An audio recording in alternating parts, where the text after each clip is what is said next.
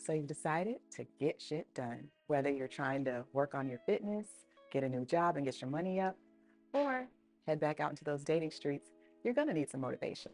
But here's the thing, motivation isn't one size fits all, and change can be hard. Staying on track can feel impossible without the right support. But wait, come closer. I'm gonna tell you a little secret. There's this ancient system called astrology that can show us a roadmap of our lives. And on that roadmap exist key indicators of motivation. While YouTube may have us believe that some dude yelling at us for 10 minutes is enough to motivate us all, our cosmic blueprints say otherwise. They remind us that everything isn't for everybody.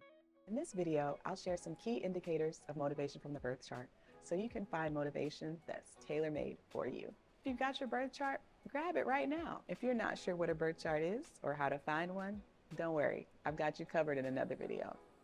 Let's start uncovering your motivation by taking a look at the ascendant.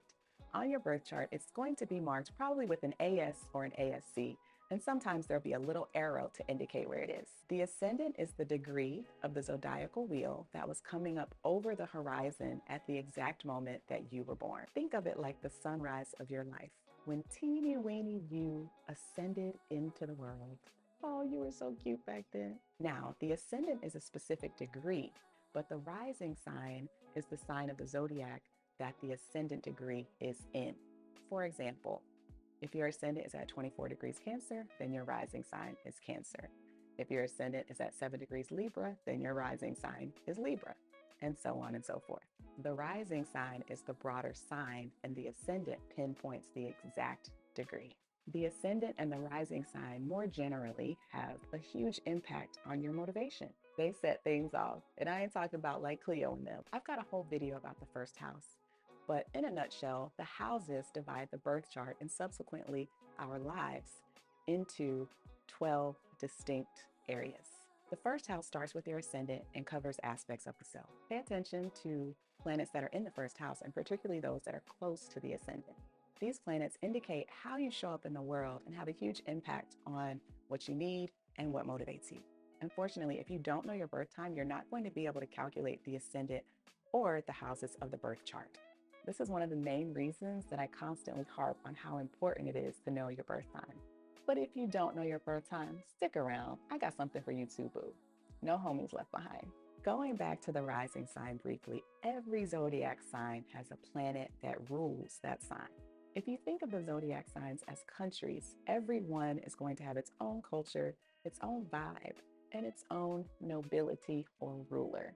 So we're going to look specifically at the planetary ruler of your rising sign.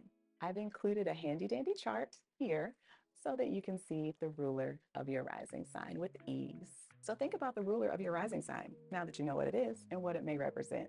And if you don't know what the planets or the signs or the houses mean, then head over to my website, get that free 99 download of the Quick and Dirty Astrology 101 guide. I will link it in the description box below. Now, once you know your rising sign's ruler, locate that in the chart, its house and its zodiac sign. This will show you where your energy naturally flows and where you'll most likely be motivated to take action. Here's an example. We've covered Issa Rae on the channel before. We saw that the ruler of her ascendant is located in the 11th house, which is the house of friends and dreams. So she's motivated by her friendships and her desires for her life. Her breakout show, Insecure, of course, centers around a group of friends. And if you ever watch her social media, you'll see that she frequently posts videos of her and her friends hanging out on yachts, having the best times, living out her dreams. Ruler of Muhammad Ali's chart is the sun in the 6th house. And being a 6th house person, he's already built towards hard work because the 6th house is a house of labor, stress, and also small pets. And Muhammad Ali is known for saying that he'll outwork anyone. He's just built like that. On to our next indicator. While Mars is not a traditional indicator of motivation in astrology, it is the thing that we are passionate about. It's the thing that drives us, the thing that we're willing to throw hands for. It's where your survival instinct kicks in. Look at where Mars is located in your astrology chart, the sign, the house, and you'll find out what you're passionate about. and what makes you want to throw hands. The house will show you what motivates you, and the sign will show you how you're going to get it done. For example, my Mars is in Capricorn, so I'm motivated by structure, efficiency, getting ish done in a practical way that moves me closer to my goals. And that's why I'm out here saving the world one life hack at a time.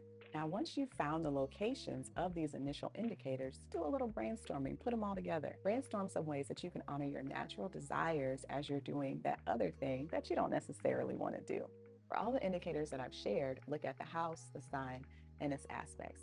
If you don't know what aspects are yet, that's okay. Just stick to the houses and signs for right now. So if the ruler of your first house or ascendant is in the 11th house, you may want to try group fitness if you're trying to work out, or a study group if you're trying to study something.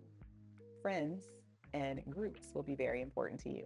If you have one of these indicators in your second house, then perhaps money or more tangible rewards will be motivating for you. And if you have something in the sixth house, like Muhammad Ali, as I indicated before, health or pets may be helpful for you. Maybe try goat yoga.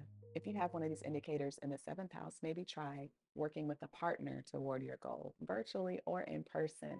And it doesn't have to be a romantic partner, just someone who you can work alongside. Body doubling can be an amazing tool for people with the indicators in these places. I use a tool called Focusmate for that. I'll drop a referral link in the description box below, and you can try it out for a free month. And after that, it's relatively low cost. And one last tip. You might want to consider the placement of the moon in your chart as well. The moon is what provides us with our sense of emotional security, safety, and nurturing. So you may want to do a moon related thing and pair it with something that you don't necessarily want to do. This is a concept called temptation bundling, where we pair something we don't want to do as much with something we really like to do. So pair a comfortable moon-related activity with a less desirable one. For me, I have the moon in Pisces, so as long as I have some vibey music to listen to, I feel like I can do dang near anything, including following up on the bookkeeping I haven't done for the last 3 months. I've heard that for people with ADHD, it's really helpful to pair things they have to do with their personal interests. So I hope that this is helpful for folks. And if you really brainstormed and you've even tried ChatGPT or asking around and you still can't find a motivating way to do the task, then perhaps reward yourself with something that you're motivated by to push you towards that goal. And remember to celebrate yourself on an ongoing basis with smaller milestones. Try not to wait too long without rewarding yourself, because otherwise you're going to check out and feel like you can never get your reward. When it comes to rewarding myself, I love this tool called the Finch app. It's like Tamagotchi or Gigapet from back in the day, except you're doing tasks in service of yourself and taking care of a little avatar of you, a little Finch verb. And you can buy it clothes and furniture. It's very cute. I'll drop a referral link below for that too. It's a nice instant gratification boost. To recap, your birth chart is your personal motivation guide, tailor-made for you.